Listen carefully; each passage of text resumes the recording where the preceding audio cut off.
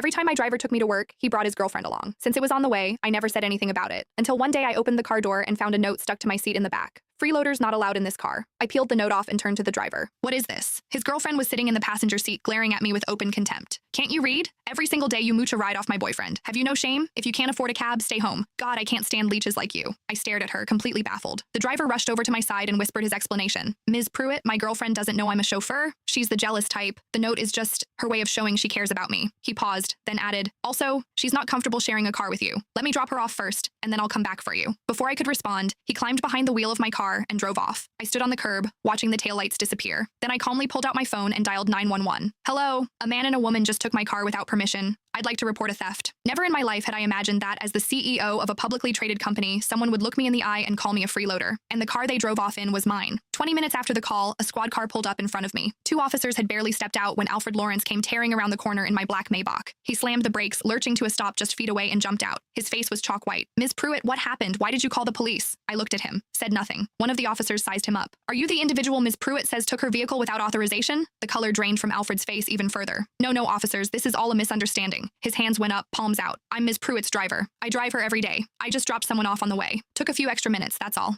Nobody stole anything. He gestured frantically at the Maybach behind him, forcing a grin. See? I brought the car right back. First thing. The officers looked at me, then back at him. Ms. Pruitt, do you want to press charges? I was about to answer when Alfred leaned in close, his voice dropping to a desperate whisper. Ms. Pruitt, please. For my father's sake. He drove for you all those years. Just let this one go. He swallowed hard. You know my dad's health isn't good. I finally found a girlfriend, and it's the one thing he wanted from me. What I did back there was just to keep things stable between her and me. I had no choice. The mention of his father softened something in me. Owen Lawrence had been my chauffeur for 6 years. Honest, dependable, steady behind the wheel, and never once a source of trouble. In all those years, he had never been late, never gotten a single violation. Every holiday, when I handed him a bonus, he'd try to wave it off for a solid 5 minutes before finally accepting. 3 months ago, Owen was diagnosed with a lung condition that required long-term rest. He had no choice but to resign. On his last day, he stood in my office, rough hands twisting together, clearly wanting to say something but unable to get the words out. Finally, face flushed with embarrassment, he told me his son Alfred had just lost his job. If the company had an opening, could I possibly give the boy a chance? Owen had been an honest man his entire life. He had never asked anyone for a favor. That was the first time.